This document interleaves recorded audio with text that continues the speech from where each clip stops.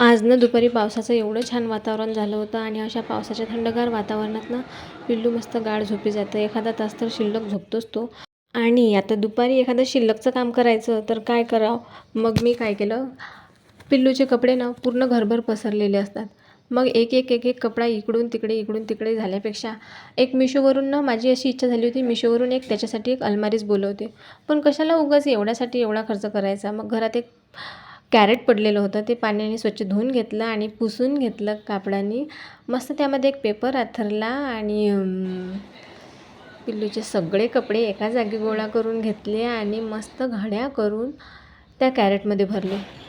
कारण आमच्या सर्वांच्या कपड्यांमध्ये ना हे छोटे छोटे कपडे कधी जातात तर काही समजत पण नाही आणि पूर्ण गोंधळ होऊन जातो.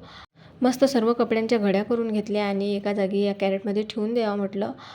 आणि हे पिल्लूचं मागच्या वर्षीचं स्वेटर आहे, हिवाळ्यात घेतलं होतं. आता पावसाळ्यात हेच घालणार आणि हिवाळ्यात नवीन घेणार, कारण की एका वर्षाने दुसरं घ्यावंच लागते. हे बघा किती छान कपडे ठेवले आहेत मस्त. कॅरेट एका जागी ठेवून दिलं. मग दुपारी ना मस्तपैकी चहा केला. थंडगार पावसाच्या वातावरणात मस्त चहा केला आणि खरपूस एक पोळी भाजून घेतली होती चहासोबत मी.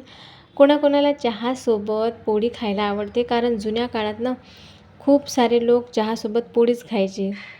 मला पण खूप आवडते. मी खूप वेळा पोळी भाजून घेत असते चहासोबत, खूप छान लागते.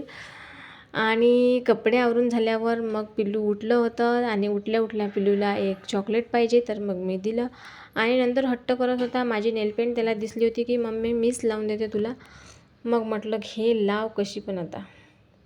मग त्यांनी माझ्या पूर्ण हाताला नेलपेंट लावली. हाताला म्हणजे हातालाच लावली, नखांना कमी आणि हाताला जास्त लावली. हे बघून घ्या. पण मला ना खूप आवडली त्याच्या हातची नेलपेंट आणि खूप मस्ती करत होता. त्याला पण खूप छान वाटलं की आज मी मम्माला नेलपेंट लावून दिली आणि त्याच्या पण पूर्ण अंगाला नेलपेंट लावली. अशीच मस्तीसाठी. बाय.